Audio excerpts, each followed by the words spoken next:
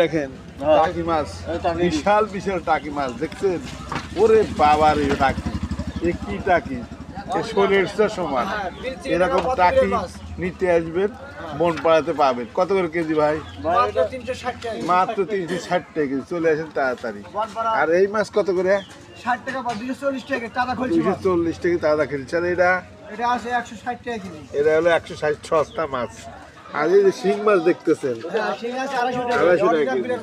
এরকম টাকি মাছ প্রচুর আছে, এখানেও আছে 260 টাকা কেজি। দেখেন এটাও কিন্তু বড়, এটাও বড়। বিভিন্ন দামের টাকি মাছ আছে, এই যে কই মাছ আছে। ওরে বাপ রে বাপ, এটা দেশি কই রে বাবা, খাঁটি দেশি।